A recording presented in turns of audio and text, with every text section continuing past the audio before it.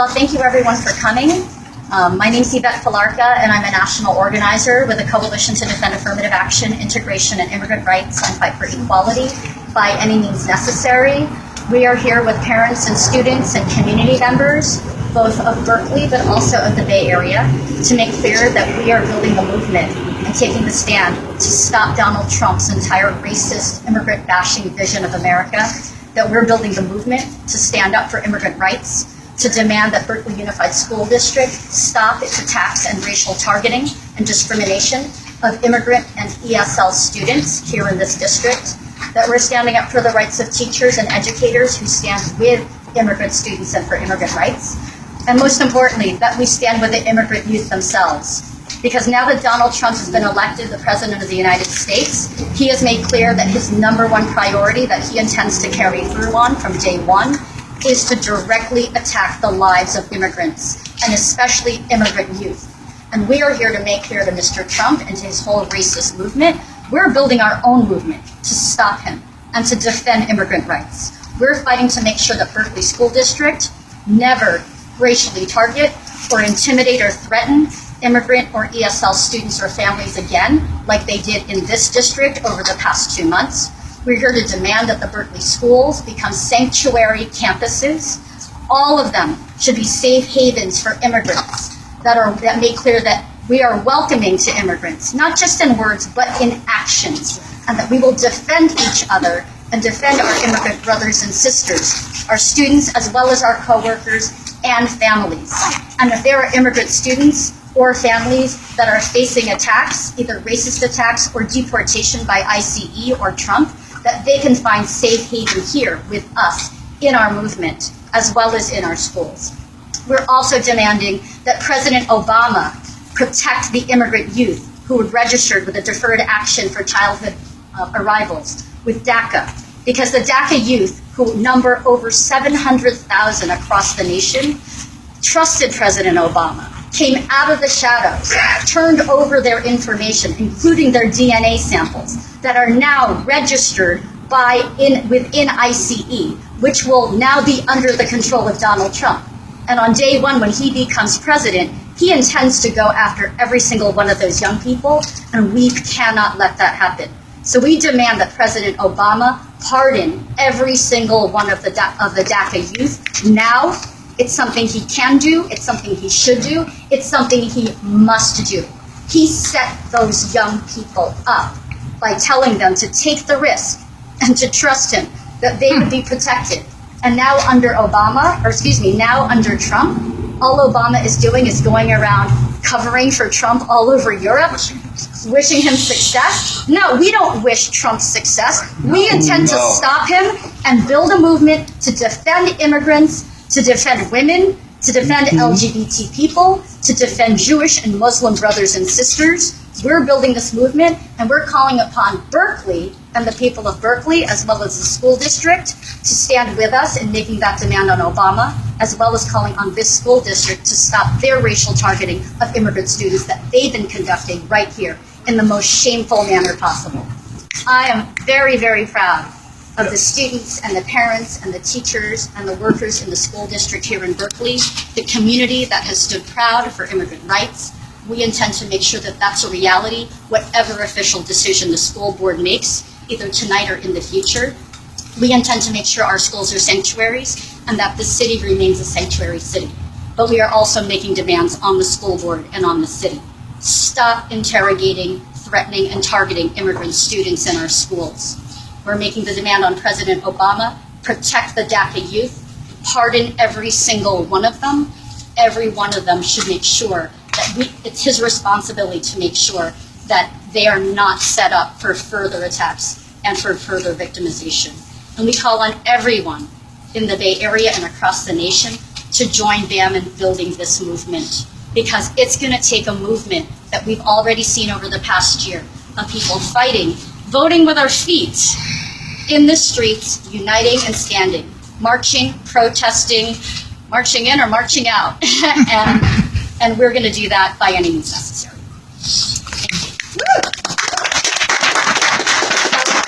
Yvette Felarca is a student in Berkeley High. She's a senior.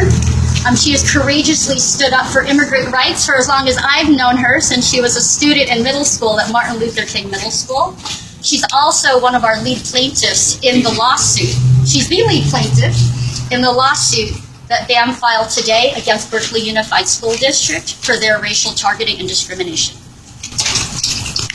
I'm Yvette, and I'm suing Berkeley School District for racially interrogating immigrant and Latino students. Could you speak a little louder, please? Yeah, in an interview that I was with a woman, and she asked me about my parents' immigration status. She said that if my parents were born here, and she also asked me if they spoke English. That had nothing to do with the interview.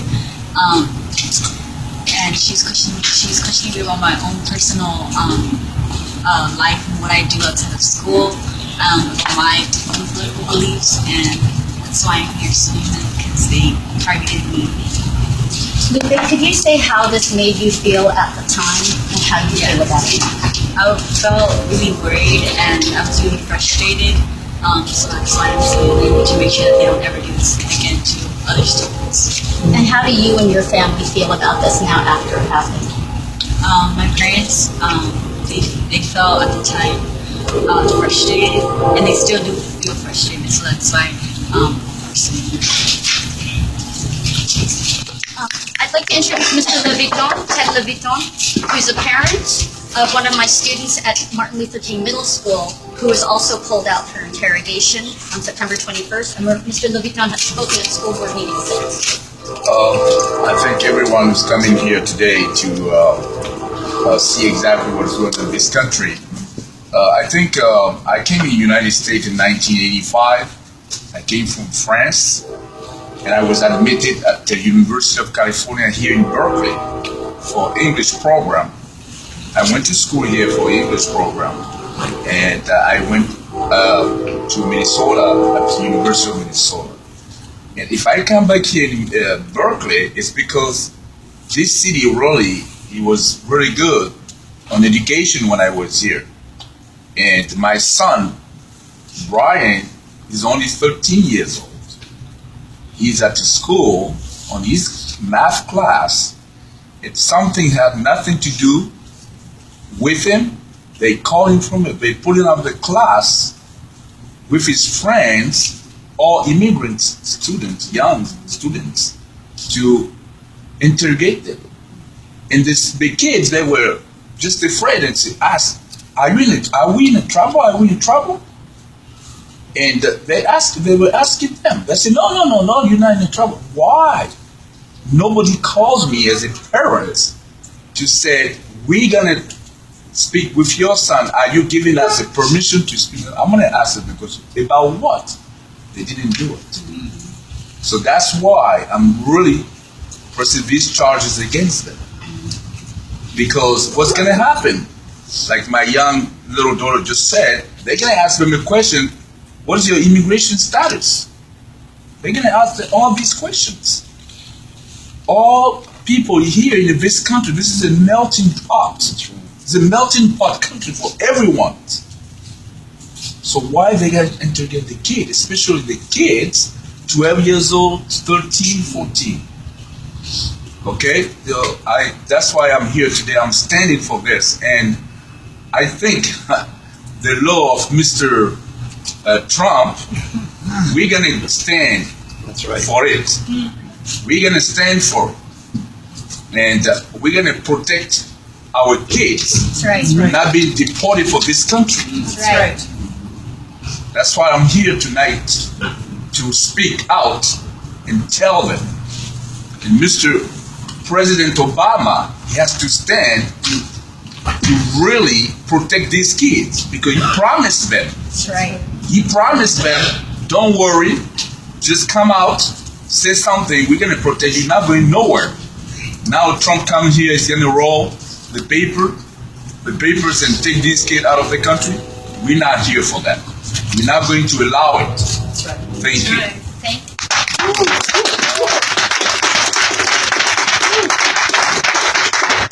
I'm Ronald Cruz. I'm an organizer with BAM, which is the Coalition to Defend Affirmative Action, Integration, and Immigrant Rights, and fight for equality by any means necessary.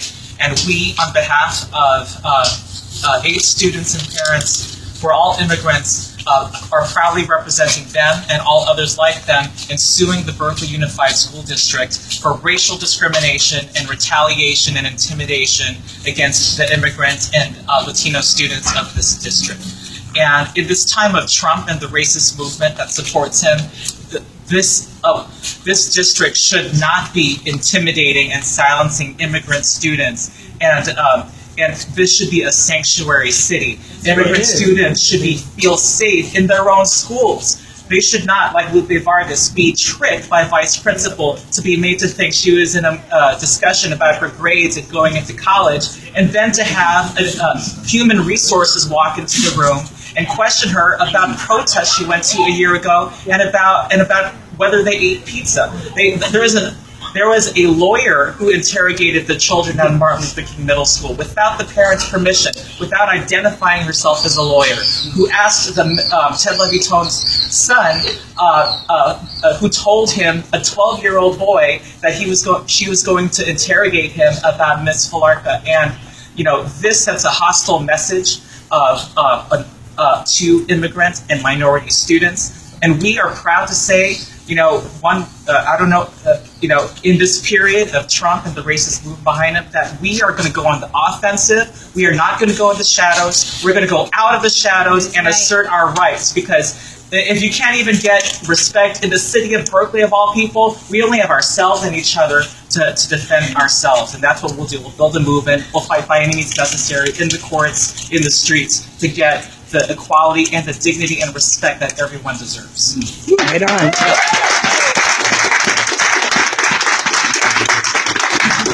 All right, questions? Yeah. Are there any questions? I'd like to ask you, Ronald, was this lawsuit in the making before the election, or because of the election and the disappointment of the election that you decided to file the lawsuit? We've been wanting to do this since we've been fighting around Yvette Felarca.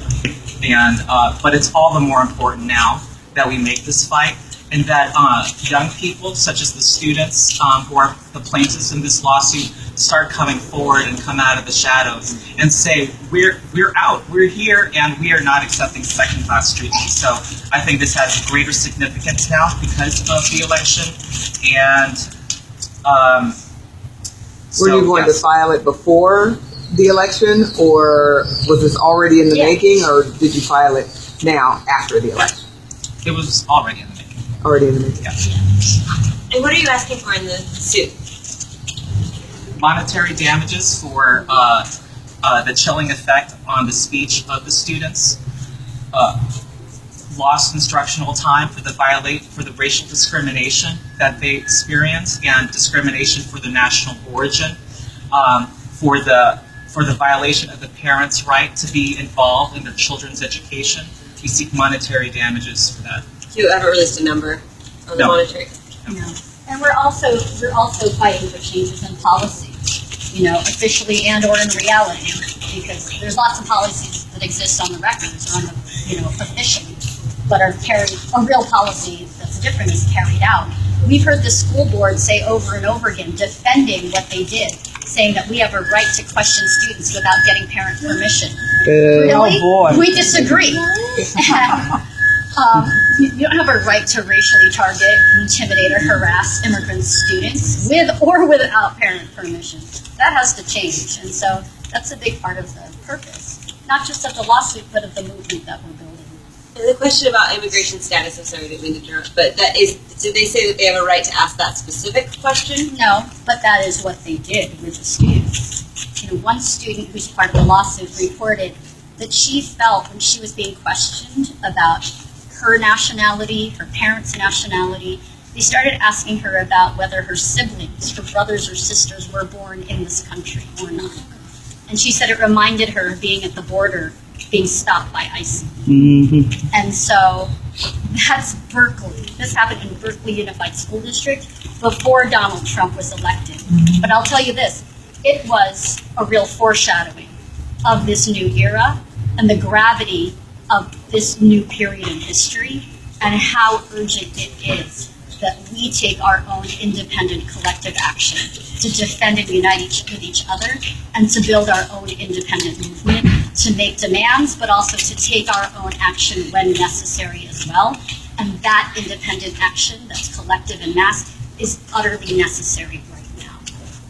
I want to spell out, too, that the two of the high school students who are plaintiffs in our suit were interrogated and asked about their and their family's immigration status 6 days after they spoke to the school board and the superintendent. They have a right to speak. They have a right to speak and to their own rights without retaliation that in the manner that the district did. Ronald, is it against the law for the school district to talk to a student and ask these types of questions without the parent's permission? Is it against the law? It's against the law to racially target students, Latino and immigrant students, and use false pretenses, such as they did, to intimidate them. What's illegal is intimidating, and what's illegal is intimidation and racial discrimination, and the chilling of free speech that these interviews were completely about. They asked Lupe Vargas. It was a pretext that they were investigating Yvette Felarca. They asked Lupe Vargas about Ms. Felarca 4 years after she had Ms. Felarca. And so such interviews are illegal, and the real aim of those interviews were to intimidate the immigrant youth of this district. And just one last point on the intimidation of the students. They instructed the students to tell no one. They told them, you must keep this a secret and tell no one about this experience, which is itself a form of abuse and intimidation. That itself creates trauma and fear in the young people. They said this to 11, 12, 13-year-olds for whom English is a second language. They interviewed them, interrogated them in English, did not have interpreters in there, certainly did not have their parents in there with them. And so all of that is absolutely not only illegal, it is unjust and immoral. Whatever the legality is, it's wrong, and it's got to change, and we're fighting to change that. Yeah.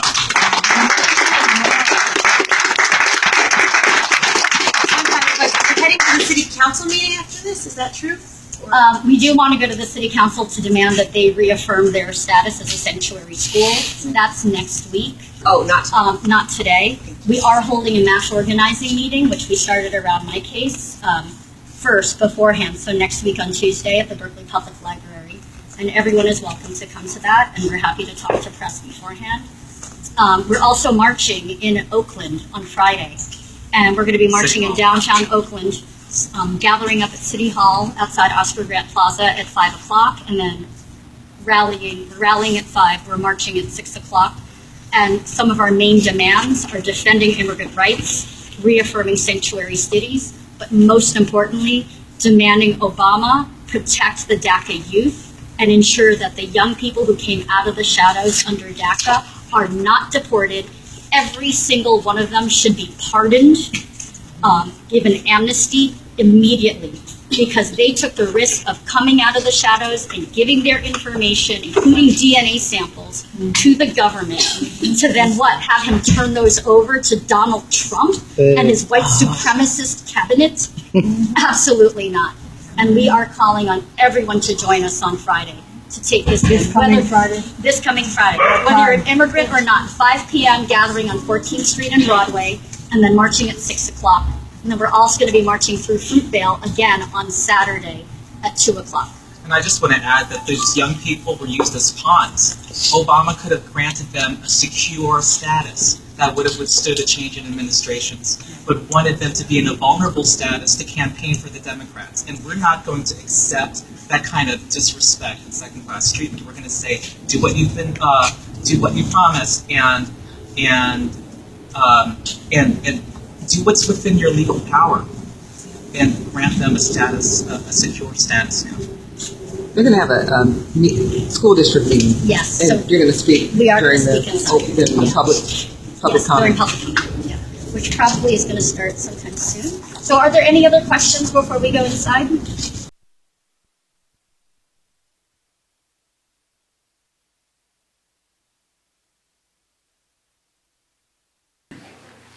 Now, the most important part that a lot of our community has come out for is the public comment. We have 30 minutes at the beginning of each meeting. The Vice President has arranged and organized the speaking request by agenda item, whether the speaker supports, opposes, or wishes the board to modify. We'll hear as many as we can within the 30 minutes. We'll rotate through the irrelevant agenda items because there's people here tonight to speak on different items. We'll hear from our students, our seniors over 65, and any individuals with disabilities that have come to address the board. Please let our board secretary know so that we can make sure that you speak within those 30 minutes that we have. If your name is called, you may cede your time to another speaker, so to do so, please rise, say your name, and tell us who you're ceding your time to. You forego your opportunity to speak at tonight's board meeting on that issue, as later on no one else can cede their time to you. When there's 1 minute left at the light will turn yellow, and you'll hear beeping, and then you'll see the red, and then we ask you to please stop. Please do not take it personally, nor go beyond the time allotted, as you're taking away time from other speakers. Tonight we'll give 2 minutes to speakers just to make sure that we can get in as many people as possible. We ask for you to be respectful to everyone as we have some time, and not to use swear words or language that is profane, as sometimes in the audience, as we have tonight, we have children and youth, and we ask everyone to practice in a public, respectful way of getting your message across. Remember, these videos are for eternity. We will hear as many as we can. This is what we've been doing for this last year, and we're going to hold to the practice of 30 minutes. The public oftentimes comes to show their support. You're welcome to stand up and show your support for the speaker, and this helps also. For each green card we pull, we'll call the name of the speaker. Please note the agenda item that you're here to speak to and say your name. To keep things moving along, please stand by the side so we're ready to hear the next speaker speak. I apologize in advance if I mispronounce your name. On behalf of the board, we respectfully look forward to hearing your comments. Please note that we are also at the end of the board meeting, about 10:30 or 11 o'clock. We also have another opportunity for the public to speak. You're welcome to stay to the end, or you can send just an email at berkeleyofed@berkeley.net. Please note that we also have board comments, and the board members are also limited to 2 minutes. Finally, other than thanking the public for speaking to the board during the public comment, the board does not respond directly to the comments or questions made by the public. Please do not take this as personally as an indication of our interest because what you're saying is very important to us. We're listening, and we assure you that we take it seriously, and we're taking notes. There's things that we'll follow up with the superintendent or with our staff. So now we will start. Can I start? Hi, my name is Alexis Ramirez. I go to Oakland Tech High School. I'm in 11th grade. I don't know what y'all doing to the students, taking someone to talk to someone. It's not right for y'all to do all that. I don't know why y'all doing this. I don't know why y'all attacking the students, all them. Y'all not saying that. I have nothing else to say. I give my time to Ms. Tanya.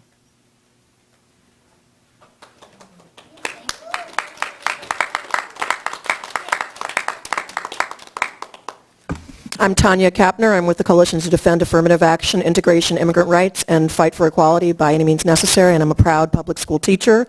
And we're here tonight to announce defense of immigrant students and English language learner students against the interrogations that happened during the witch hunt against Ms. Felarca. Thank you, Berkeley, City of Berkeley, for having gotten Ms. Felarca back in the classroom, standing up for teachers' rights to be civil rights activists and immigrant rights activists.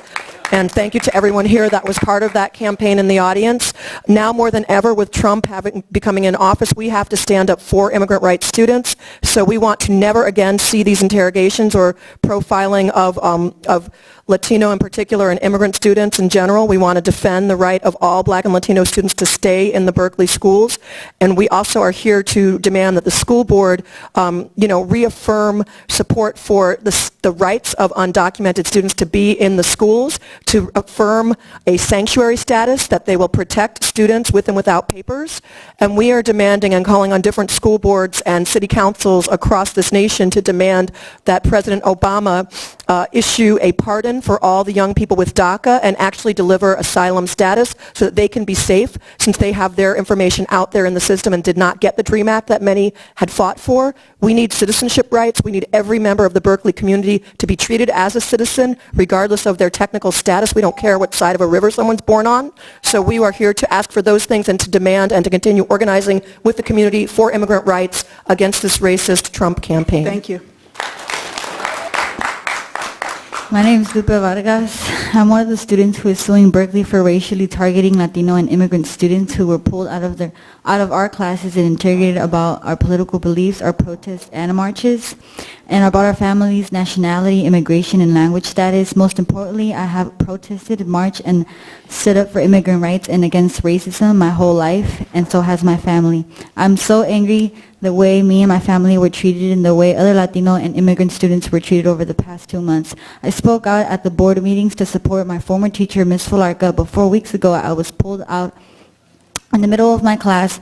I was forced to meet with 2 people, Lisa Van Thillo and Vice Principal Shannon Fierro, who made me think that we were meeting about my college. They began to question me about my former teacher, Ms. Felarca. Then they began questioning me about my own political activism, about times that I've marched for immigrant rights and against racism.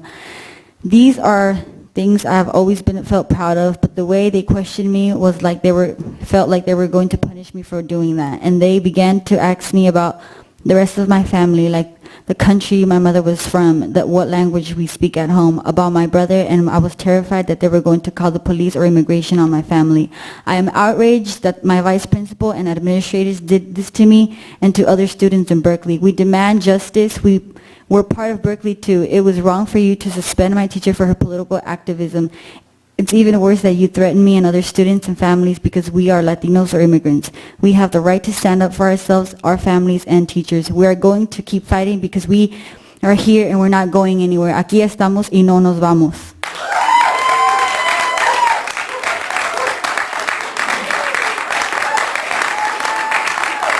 Good evening. My name is Peggy Scott. I'm on the Sexual Harassment Advisory Committee, and I'm here to speak about the California Healthy Kids Survey. I'd like to call your attention to page 12 of the report, which will be presented tonight. It says, during the past 12 months at school, have you been harassed because of race, religion, gender, sexual orientation, or disability? This statistic, which is hovering around 30%, is very high, and it has gone up steadily since 2012. If the district was doing anything effective, it would have gone down. In key findings, staff has not called out this harassment statistic, and I think harassment at 30% is very alarming. It's also not broken out, which I think is a real problem. Last year, the SHAC discussed at length requests to add questions to the chicks about school climate, harassment, and feelings of safety. Those requests were ignored for months until it was too late and the survey had been applied for, and then staff refused to consider requests to make an addendum to this survey. I request that such additional questions be added next time. Rebecca Levinson of Futures Without Violence, who's also on SHAC, has offered numerous times to work with staff to develop such questions. In the future, I'll try to do a better job of keeping track of the many ways our suggestions and requests are being either ignored or not replied to. Many of these requests involve concerns about compliance with federal law, and we've been blown off there as well. I hope tonight you will question staff about harassment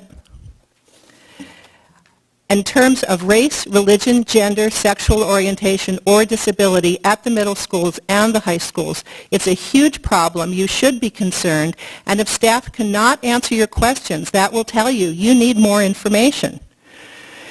I understand about risk management, but continuing to lump those categories together just doesn't serve our students, and we need safer schools. Thank you very much. Thank you. Hello, my name is Daniel Borgstrom. I'm here speaking on behalf of I'm a Berkeley resident, by the way, live down over by North Berkeley BART. I'm speaking on behalf of Veterans for Peace East Bay chapter, and also for myself. We support Yvette Felarca, who I understand was harassed, threatened with loss of her job, and her students were intimidated, interrogated. This supposedly because she opposed a fascist group. Now, I want to say something about that. We fought a war against fascism, this country. That was when I was a wee little kid. I was just barely a little baby then. I don't exactly remember it, but we did fight a war against fascism. Myself, I have traveled in Spain. That was during the Franco period. I did see fascism. And right now, I do see it. What is fascism? I mean, isn't this the way that Yvette was treated, the way her students were treated? That smells of fascism. Thank you. Thank you for hearing me. Thank you. My name is Nelly Rodriguez. I go to EOP. Nelly, so we can see you. Do you want to go over there to that microphone? Maybe we can see you a little bit better. It's on? Is that microphone on? Wait, what?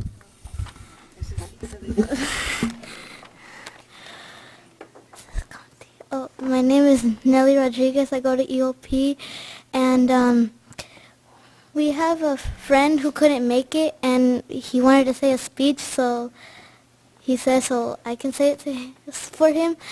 So his speech is, what you guys are doing is not right because you're just taking kids out of their classrooms without their parents' permission, and say it again. He was, oh my God. He also said, you guys are big meanies, and all the Latinos are scared because of Donald Trump, because everybody, my mom is even scared because she's scared if everybody gets deportations, and oh my God, that's all I had to say. Isis Farrell, BHS parent and former BHS student. I wanted to quit school at 15, but Susan Groves, who taught the first high school women's studies curriculum, and Nancy Rubin, who provided a safe space to talk about hard times, kept me in school another year until I could legally leave and continue on to community college instead of becoming truant and lost in my poverty-stricken neighborhood in East Oakland. Berkeley High was an open campus in policy and physical structure. Now, more than 3 decades later, it's surrounded by a fence and feels more institutional and repressive overall. Students now work more hours at school and homework than most parents work on their jobs. After school and social activities are in addition to this heavy load that prepares them for an alienating rat race, not for living in the world with others. We hated when friends with lower grades were segregated to another campus down the road. But now Berkeley High is even more fragmented into different schools within the school and an additional high school completely separate. These separations may seem educationally productive, but they contribute to segregation and gentrification, to social divisions that are drawn along racial and class lines, as was evident during the racist yearbook fiasco.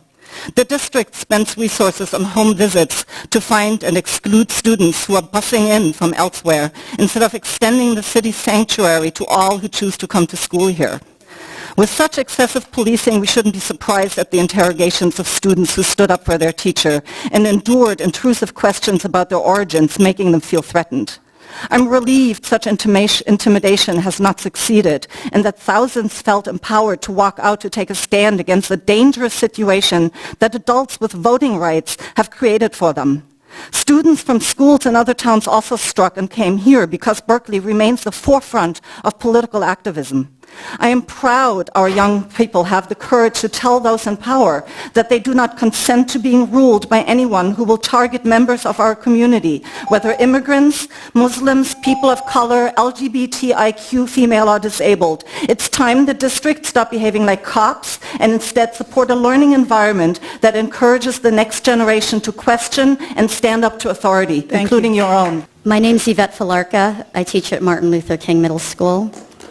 And I'm also a national organizer with BAM, By Any Means Necessary, and also the Equal Opportunity Now By Any Means Necessary caucus in the union. Some of my current and former students were intimidated and are angry and upset when they were pulled out of their classes and interrogated by BUSD lawyers and administrators between September 21st and the end of October 2016. Middle school and high school students, all English language learners, were questioned without their parents, and there were cases where parents weren't even called or notified ahead of time. Students report that they were treated as if they were being interviewed by ICE agents, asked what country they or their parents were born, what language their parents spoke, and if any of their siblings were born here in the U.S. They were told at the end of the interrogations to keep it a secret and to tell no one. This treatment, alongside with our movement in defense of me and other teachers, initially terrorized the students, but ultimately galvanized the students to act. They spoke out, circulated petitions, wore stickers, and even organized with each other in Mexico City and Japan to stand up and speak out. And I want to thank Mr. Keyes for your courage and your dignity in taking the right stand and leading the school board in standing up for equality. We call on the Berkeley School District to never do this again, ever, to immigrant students or ESL students, nor to teachers like myself. We call on the school board to adopt a sanctuary campus policy for all of our schools. And we also call on the school board to join us in demanding that President Obama fulfill his promise to the over 700,000 undocumented students who trusted him and came out of the shadows, registered with DACA, and now face the danger of mass death deportations under Donald Trump. We should demand that Obama protect those young people and ensure that they are not deported, but are pardoned instead for having done nothing wrong, but living here and fulfilling their dreams. Thank you. Thank you. I'm Ronald Cruz. I'm an attorney and an organizer with BAM, the Coalition to Defend Affirmative Action, Integration and Immigrant Rights, and Fight for Equality by Any Means Necessary. And BAM filed the lawsuit today representing a class action of Latino and immigrant students who are interrogated about their political activities, about their political discussions, about their political beliefs, which was an act of racism and intimidation, and it's not acceptable. We now this is now 1 week after the election, and the strong force that can break what to some seems like a juggernaut, but it is not, of Donald Trump and his attacks on black people, Latino people, on democracy, on the environment, is the young Latino and immigrant communities taking action, militant mass action, that can defend DACA and defend the 700,000 plus DACA recipients from immediate deportation, which Trump has promised on day one.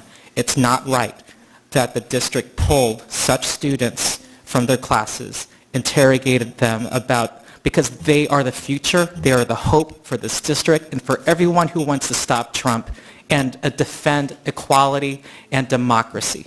So what the district did was wrong.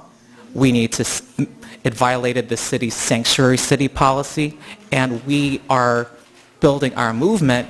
We've seen betrayals by people who are supposed to be our leaders, and we're building a new civil rights movement to fight for equality for all. And the lawsuit, any means necessary, the law, mass action, we are going to win. My name is Gilles-Edouard Leviton. I go by Ted. I thank everyone here today, and I just want to tell you the fight is not over yet. Ms. Felarca, she went back to class. I appreciate it. But the next thing is why the kids have been taken out of class without, especially my son, why he was taken out of class without my consent. The little boy of 13 years old, he came home, he said, "Daddy, what's going on?" I said, "What?" He said, "Well, they put out a class to ask them some questions." And I said, "Really?" He said, "Yeah." I said, "About what?" He said, "Well, I'm asking you, did they ask you?" They didn't ask me anything. Why the school district is doing this? Why? I'm a parent. When I came for my son, I was putting him in a school here.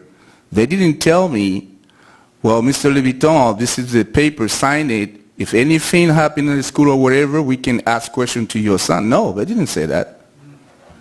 So I'm pressing charges against the school district for that. And I don't know, everyone comes to this country. This country is a melting pot. For everyone that comes here, he has his place. He has his right to stand. So every one of us here, we're going to stand to fight Mr. Trump immigration law he wants to put in. And those kids not going out of this country. I will stand, give my heart for that. They're not going out. Merci beaucoup. Yes, I'm Mark Airgood. I'm with BAM and the Equal Opportunity Now BAM Caucus and the Teachers Union. I'm a special education teacher in Oakland. I'm part of presenting tonight and filing the lawsuit, the complaint for the violation of the civil rights and for damages on behalf of the students who were racially targeted and called out of class and interrogated in relation to the case around Ms. Felarca. We are filing this suit for the purpose of defending immigrant students, of opposing racial targeting of students, and defending the free speech of students. As speakers have said, with the president, the president's election of Trump, we have now before us the question of building a movement that can defeat the vicious anti-immigrant, anti-union, reactionary attacks of Trump. That has to be, first and foremost, an immigrant rights movement, a youth movement, and we have to be defending the right of students, of immigrant students to protection, and of all students to freedom of speech, and to be the leaders that we need in order to win against Trump. It's worth remembering that Hitler and Mussolini came to power legally. They came to power when all of the elected officials did not take action, did not stop them. They took power legally. We cannot allow Trump to move forward on a program like the ultra-right in Europe, like Le Pen, and on a racist anti-immigrant program. The people who can stop that are first and foremost the immigrant rights movement here, the young people, and all of those who fight racism. We won't allow this board to attack these leaders. Hi, my name is Adie Hogue. I'm an elementary school teacher in Oakland, and I'm also a proud organizer with BAM, the Coalition to Defend Affirmative Action, Integration, and Immigrants' Rights, and Fight for Equality by any means necessary. And I just want to say thank you to Lupe, to all of the students that have come forward and have been so brave in leading this fight. Truly, truly, like more than ever, my hope for this world, for our future, for everybody is with your determination, with your honesty, with your strength, with your boldness, and for all the students that are here, we can win a decent future. And I know you know it, and I want you to know that I stand with you, and I will stand with you no matter what.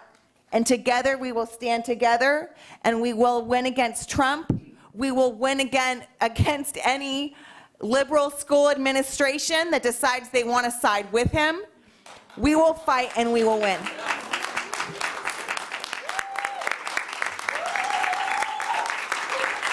Hello, My name is Ruth Weinstock. I am a property owner and taxpayer in Berkeley. For many years, I've supported the school district.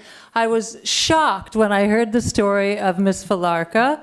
I support, first of all, can you imagine, all of us here are immigrants. I would like to see one person stand up in this room whose grandparents were not in part immigrants. So we must all stand up for immigrants. If you are not, that's wonderful, but most of us here. So let us stand up for immigrants and people of all races and all creeds at all times. That the school of Berkeley became an example for intimidation of young people. I find this so disgusting as a taxpayer. I have been a proud, resident and taxpayer of Berkeley. I've told so many people that I am so happy to live here, and now I have to tell them about what happened at the school board, how you pulled children, young children, out of their classes to intimidate them with questions without asking their parents permission. No matter what went on, that was absolutely uncalled for. I highly support the parents who are suing you. This has to stop immediately. This sets a horrible example for all of the people in Berkeley who live here and see this city as a sanctuary for all the young people here to voice their free voice and speak for democracy. If we are supposed to stand up as an example for international democracy, it starts with these children. And you, whoever pulled them out, I don't know if it was you personally, have set the most horrible example for the rest of our lives, but they will change that. They will change that example, and they will stand up, and they will tell the world what this is about. They will not allow intimidation to become the tool of the school board.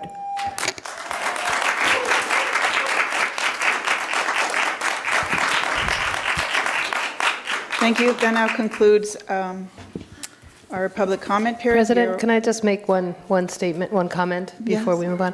I just hope that those of you who've come tonight, and I welcome our many friends from Oakland who've come to visit us this evening, and I just would hope that, I know oftentimes this is the point where you all walk out, and we don't have our opportunity to give our comments for another 10 minutes or so, so it'd be awesome, it'd be really great if you want to stay and listen to us as respectfully as we've listened to all of you. So thank you. That concludes our public comment. Muchas gracias. We're going to continue with our agenda. So we have other people here you can speak to us through Board of Ed or come later on, stay later on. Now we have an opportunity to hear from our unions. The district has 4 unions. And so we have our Berkeley Federations of Teachers Union. Excuse me. Good evening, board members and Superintendent Evans. My name is Kathy Campbell, and I'm the president of the Berkeley Federation of Teachers. I want to begin by congratulating board members Beatrice Leyva-Cutler and Judy Appel on your re-election to the board. Local elected office is true public service, and we appreciate your continued contributions to our school district. We also want to congratulate the board, the staff, and our whole community on the overwhelming victory for Measure E1, the renewal of our BSEP measure. As you know, this measure passed with 88.65% of the vote, which I believe is a record for our local school measures, but I'm researching that as we speak. It was certainly great. We want to be sure you know how hard Berkeley teachers worked to fight for this vital local funding of our schools.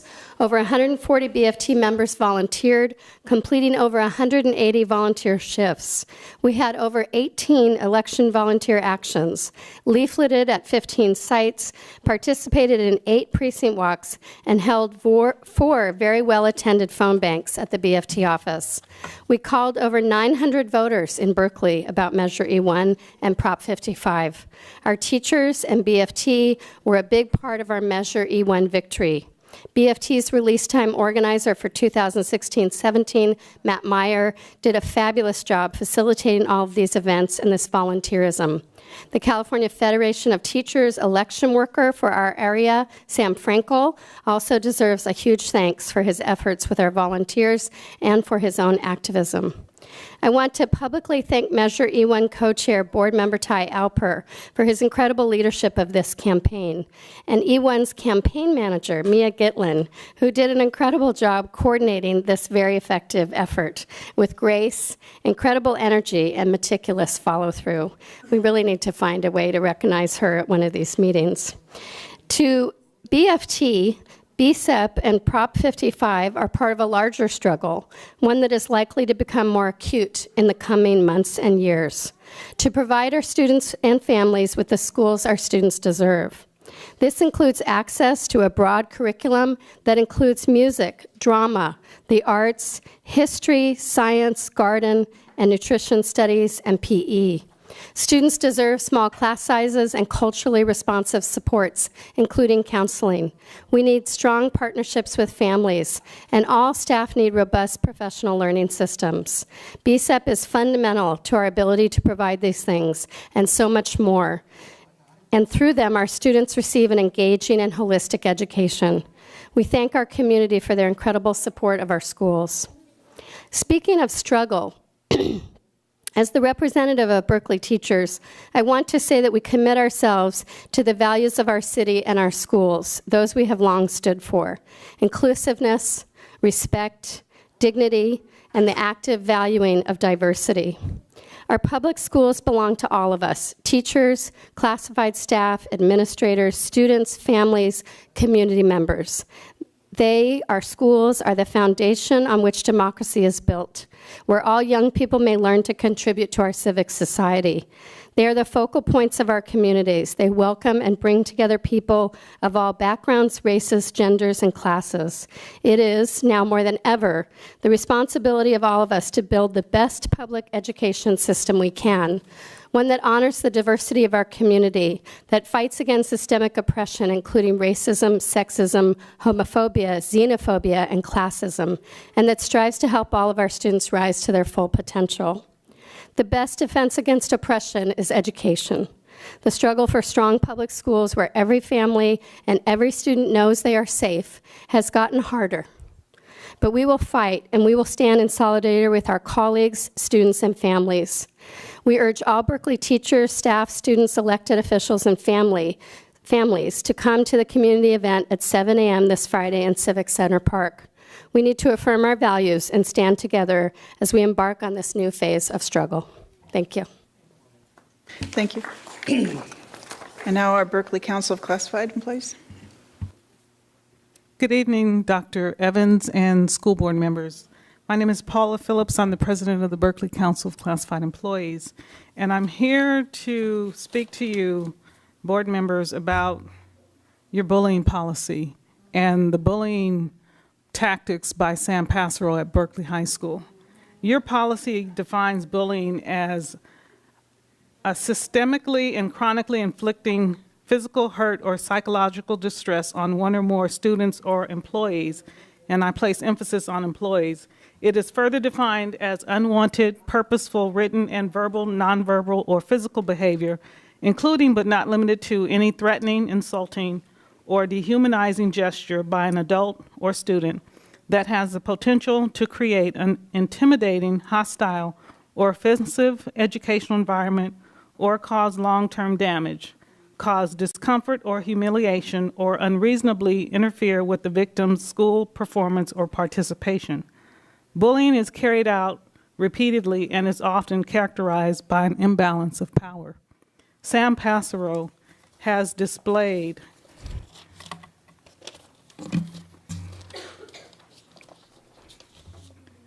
bullying behavior defined in your policy to include verbal threats of discipline over the radio, nonverbal threats to include staring, stalking our classified employees, emotional terrorism, such as terrorizing, defaming, intimidating, humiliating our classified employees.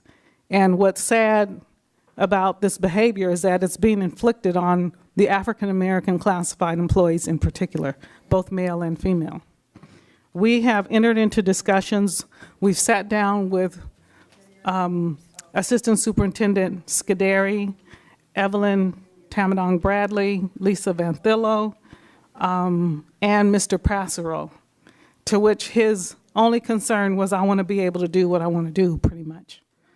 We thought we had made we thought we were able to resolve some of the issues that we've raised.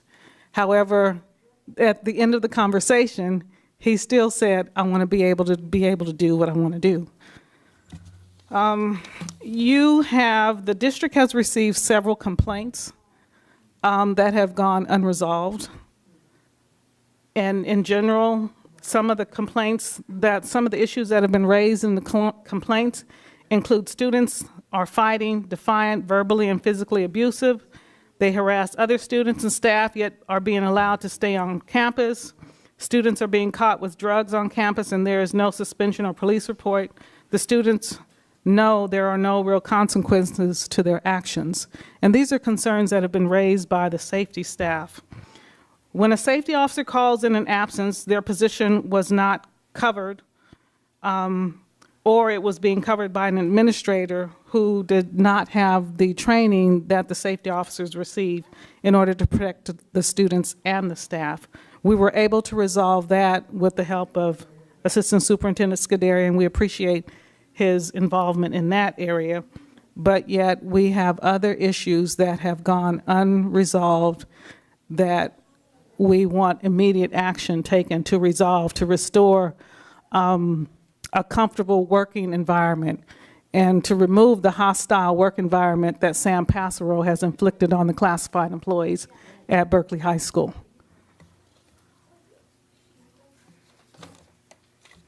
The principal has lowered the morale of the safety officers because the safety issues that they have raised with him and his dean of students have not been resolved. The principal has used cost-cutting measures by not backfilling positions and using the funds to support contract positions, which is against district policy. He has reduced the amount of substitute employees to cover the position. Some substitute employees are not being called back, and those who are being called are oftentimes refusing to accept the job because they have been told to go home when they show up. So this has created an unsafe and a hostile work environment for the classified employees and the students. It's created an unsafe environment for the students. So I'm requesting that we sit down to the table very soon to resolve these issues. We understand that there's a short staffing issue in human resources, but these issues cannot be overlooked, and we are requesting immediate action. Thank you. Thank you.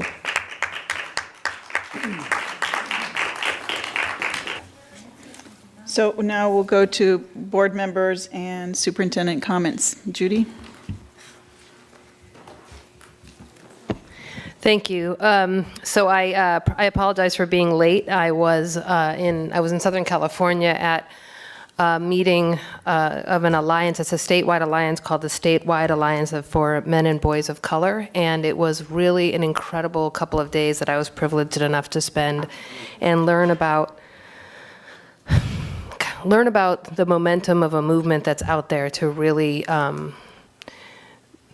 build power from the people who are impacted most by systems that are being challenged right now even more than they've been in the past. And I learned a lot. I'd love to be able to share more, but I don't have time. What I wanted to say was, first of all, I know people have come out for a couple of meetings to talk about a personnel issue, and I think everybody who comes out knows that we are not at liberty to talk about a personnel issue, including any related investigation. So I won't be speaking to that, but I was already planning on speaking to an issue that I'm really happy that the group came up to talk about and that there were people from the public to talk about today, which is the need in this time to really be courageous and bold in our protection of our kids. And I think anyone who knows this board and knows this district knows that every single person up here, our teachers, our administrators, are all really deeply committed to the safety of our students. And I can say that, well, one of the things that was discussed down in LA a lot was this idea not just of sanctuary schools, but schools as sanctuaries. And I was really struck by,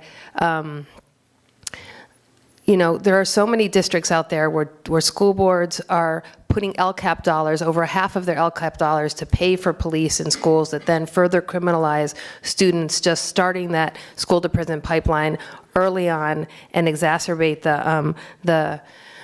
all of the disproportionality that we see and the dehumanization of our students. And so I'm really proud of this board and I'm proud of this district for all of the actions that we take. And I just want to say now, because I want to be held accountable, and I personally, and I think everyone here will agree with this, will do everything that I can to help create to help make sure that our schools are sanctuaries for our students and to protect the potential onslaught of of deportations, of actions of ICE, of increased liberties of the police departments, and I think a lot of other measures that we might end up seeing over time that can really put our families and our children in danger. And I can say that I will do everything in my power, and I recognize that I'm privileged enough to have power to protect our students and to stand in solidarity with our families, because it's not just the students but their families, and there's so much fear out there and so much pain right now. And so what I really wish is that, I mean, people came today to this meeting like kind of accusing us of being fascists and accusing us of like we're not, like we are going to throw away our students, like we would welcome in and send our students off over the border. And it's I have to say, like, I try to really be stoic up here, but it's just so offensive to me because I am deeply committed to justice, and I know I'm sit up here with a group of people who are deeply committed to justice, and we're not perfect. I know we're not perfect, but we're damn good. And I really want to work together with communities. This is a movement. There is a movement that is brewing, and the silver lining is that we all need to be bold and courageous and stand up. And I think that there are a lot of people who are many people in our communities. It's not a surprise that we live in a racist community. It's not a surprise that we live in a xenophobic country. And so for many people who exist with that fear and that realization every day, the election results were much less of a surprise, although there's still fear and I think some level of surprise. But for many people are awakening to that reality, and this is a moment. And so we want to work with people to do that. We're a very political group, and I just wanted to say that. So I want you to hold me accountable, and I really look forward to working with the district. I mean, the superintendent and I today were just talking about the possibility of sanctuary, of what sanctuary means, and how to shore up that sanctuary for our students and families. So I felt the need to say that. So I mean, I know I went way over my 2 minutes, but I've been so restrained in the last several weeks, so I got to do the last several meetings. And I just want to close by congratulating my colleague, Josh Daniels, and his partner, Tracy, for in the birth and the addition to their family of the adorable looking little Ella, which I hope we'll get to meet here soon.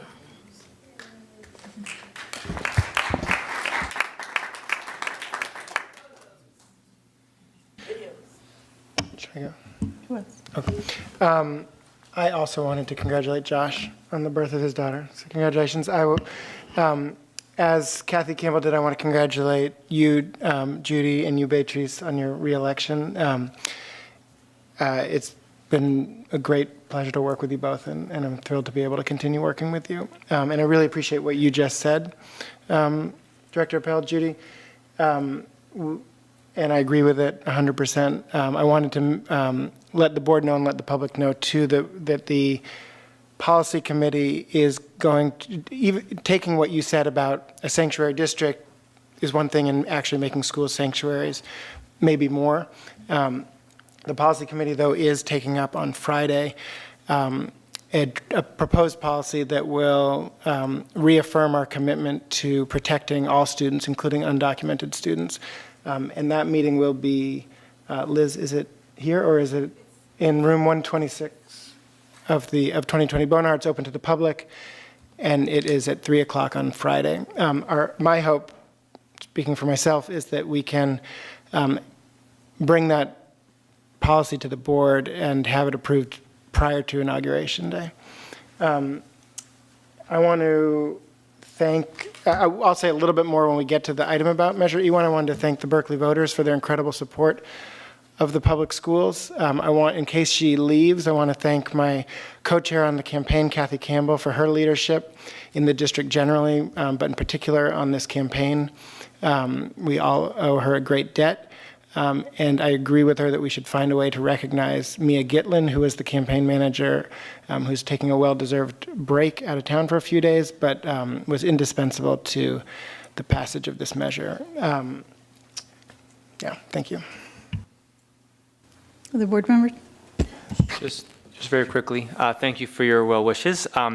So I apologize for being late and the fact that I have to leave at 9 o'clock, but with a 2-week-old and a 4-year-old, my partner needs me, and so I was hoping to come for the facility item, but I do have to leave at 9 o'clock to put my son to bed. I apologize. Karen? I want to thank Judy for your words, and I want to remind some of you who do not follow our school board closely that this is the same school board that that supported students a few years ago, that linked arms around entire Berkeley High campus when there was a threat of ICE coming to the campus. Members of this board were present at that time when that happened. This is the same board that all of us, for the one that worked in Sacramento, and he sent an email in support of our African American and other students who walked out because of a racist threat on campus. And for those of you who have known us for many years or know about us, you know that sitting on this board are people who have spent their entire lives working for social justice, including for immigrant rights, farm worker rights, Latino rights, Black Lives Matter, death penalty, working against the death penalty and those on the death penalty, working for gay rights, transgender rights. We're the first district to pass policies in support of transgender students. So given all that, it is a little hard week after week. I understand criticism. I understand community members who are unhappy with specific policies. And in fact, I encourage people to come. But to be accused of being who we are not is a little hard to take. It is more helpful to talk about and also when, as was witnessed today, these are not people who are in our schools or necessarily live in our community, and are not knowledgeable about the history of this district and the support that we have given to labor, to civil rights, and to other issues. Having said that, this has nothing to do with personnel matters. This has to do with who came and spoke. And I just needed to get that off my chest. Because we are not allowed to talk specifically about individuals, but we can talk about some of what is being said as being incorrect. I want to congratulate Beatrice and Judy on their reelection. I also want to thank the superintendent for the letter that he sent out to our community after the national election. I thought that it was true leadership because many of us in the community are very concerned about what this national election will bring and what the local impact will be. I did see that at the policy committee that there is on the agenda looking at some policies to support our students who are particularly threatened with this new national agenda, and I thank for that. Lastly, I just want to say that my office hours this month are on Saturday, November 26th at 10:30 at Cafe Lila, which is on San Pablo Avenue at Delaware. And I'll end there, and I'm sorry that I went over a little bit. So I too want to congratulate Beatrice and Judy. I am looking forward to working with you again another couple of years. Judy, thank you so much. I ditto, echo everything that you said. I could not have said it any more eloquently than you did. You captured what many of us up here, are thinking, and so I thank you for that. I want to say we have a PAC meeting tomorrow. I hope that many PAC, Parent Advisory Committee, meeting tomorrow night. 2 days ago, I met with the Berkeley Advanced Learner Support and Advocacy group, and we had a very productive meeting. I took a lot of ideas, suggestions from that group, and hope to incorporate that, some of their ideas into some of the things we want to do for this year. Congratulations, Josh. You're going to be really, really busy. And I have a lot to say about Measure E1, I'm sorry. And I'll reserve my comments till the presentation. Student directors. First of all, I wanted to say how proud I am of Berkeley High and our students for the walkout that we did last week. I think it's amazing that we set this national precedent of not allowing this to happen and really standing for all of our students. And I think that's something that makes me really proud to go to Berkeley High. I also wanted to add to the condolences of the student and his family who were killed last week. I think it's just another tragedy that's been added on, and I hope we can continue to stop things like that from happening in any way that we can. And also, Judy's office hours are Saturday, 1 through 3 at Cafe Lila. Thank you.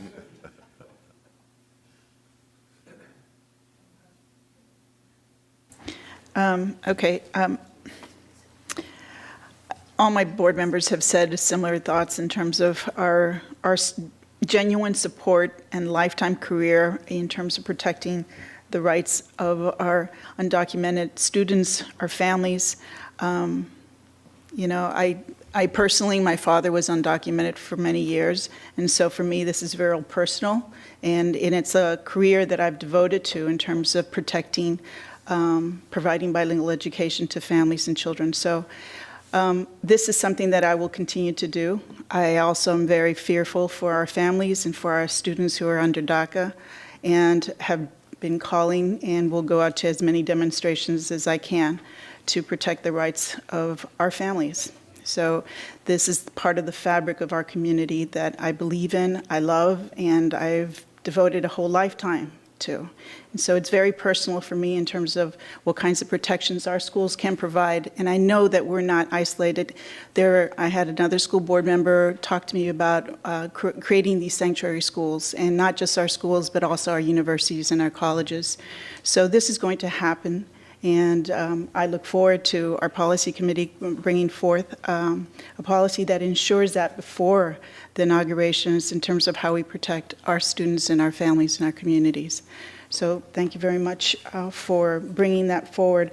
I was going to say, oh yes, and then Friday morning, some of us will, in our Berkeley community, will probably come at Civic Center Park. There's also we'll be posting on our website several resources and information on how to support your students, how to get additional information regarding DACA or immigrant rights.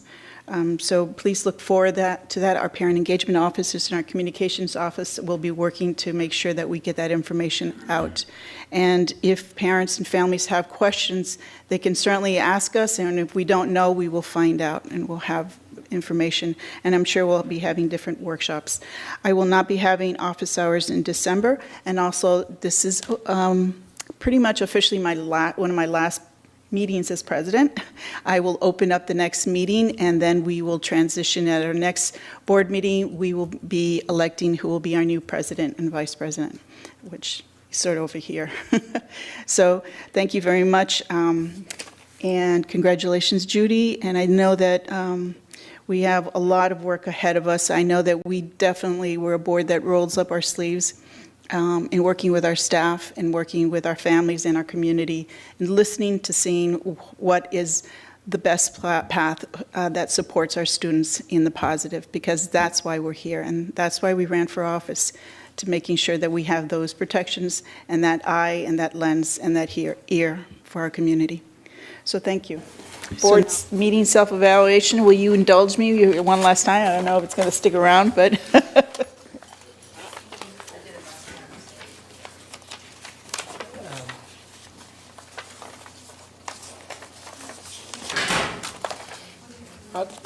I'll do it. Okay, I'm looking for the questions. Did we frame, I thought the superintendent did a great job of framing the agenda items with the introduction and then after the Measure I discussion, which was a long discussion, kind of summing up, wrapping up what we had agreed to. I thought that was very helpful. We actually allocated the time pretty well.